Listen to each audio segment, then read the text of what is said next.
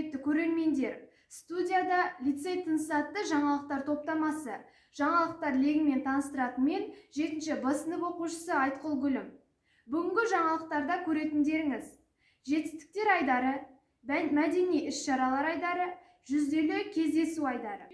Мектеп лицейінің ұстаздары республикалық дарын онлайн білім беру платформасымен kastets.kz сайтына бірлесіп педагогтардың біліктілігін арттыру мақсатында ұйымдастырған бірінші республикалық кемеңгер ұстаз олимпиадасына қатысып, мынандай жетістіктерге қол жеткізді.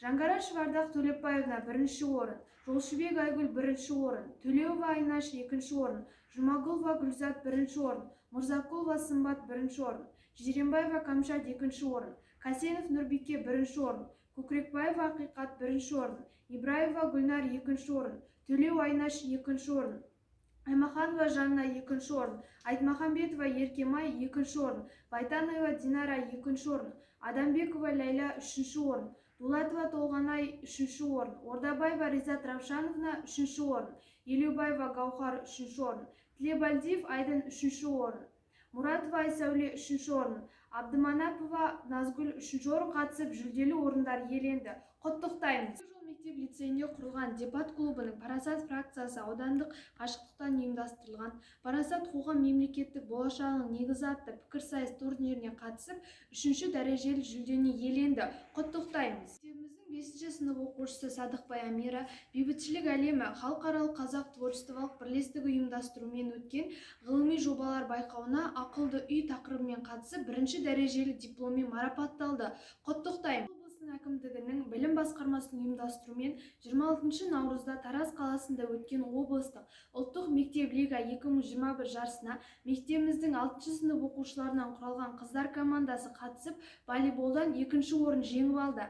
Жаттықтырушысы Дүйсеке Ануар. Жеңіс құтты болсын. Құттықтаймыз. 2021 жаңа оқу жылы онлайн форматта басталғандықтан мектебіміздегі асхана өз жұмысын тоқтатқан болатын.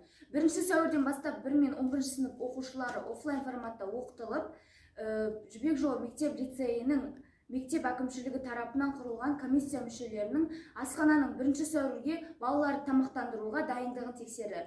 Тексеру барысында асхананың оқушылар мен ұстаздарға сапалы қызмет көрсетуге дайын екені анықталды. 2021 жылдың 7 мен 8 сәуір күндері облыстық болашаққа жол өзінен басталады атты семинар тренингі ұйымдастырылды. Семинар тренингке облыстың оқу озаттары мен дарынды балалары 9 мен 10 сыныптар арасынан іріктеліп алынды. Семинар тренингке мектебімізден 9 сынып оқушысы Әбділда Айжан қатысты.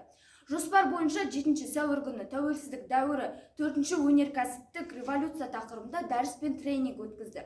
8 сәуір күні рухани жаңғыру болашаққа бастар жол ұлы даланың жеті қыры тақырыбындағы дәрістен басталды. Вебинардың 2-ші бөлімі тренинг түрінде командалық жұмыс әлеуметтік жоба қорғауға жалғасты.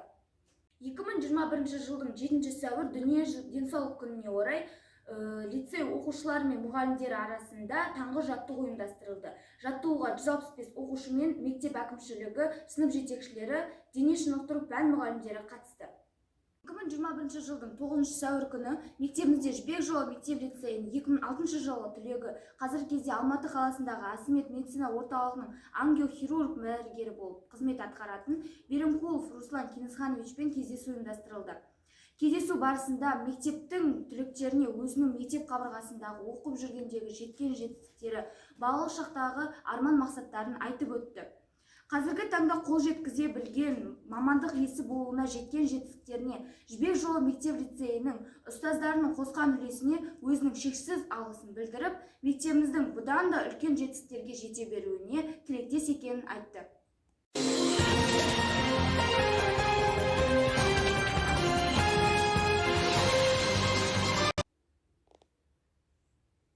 Сәлеметсіздер ме, құрметті көрермендер? Сіздерді жүлделі кездесу айдарына тамашалауға шақырамыз.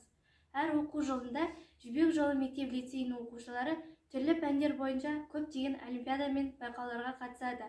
Солардың нәтижесінде біздің мектебіміздің білім сапасы ең маңызды көрсеткіші болып табылады.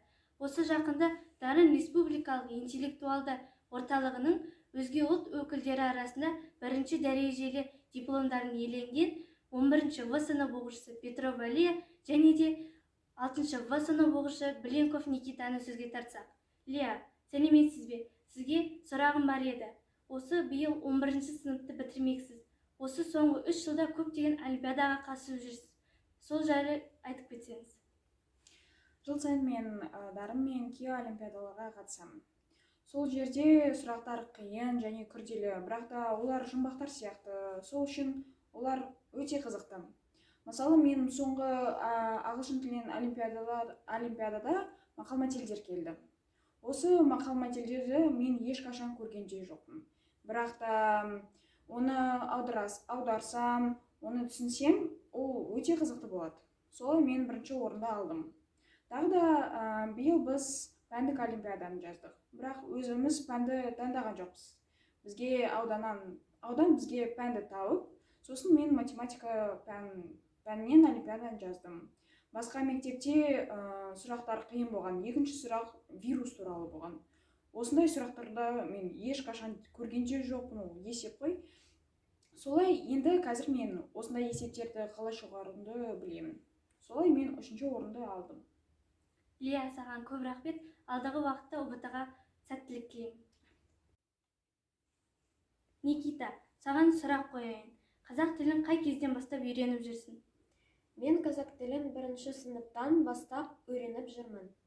Саған олимпиада кезінде қандай қиыншылықтар туындайды? Мәтіндерді оқып, сұрақтарға жауап беру қиындау болды. Алдағы уақытта Никита, саған сәттілік тілеймін. Назарларыңызға рахмет. Сау болыңыздар.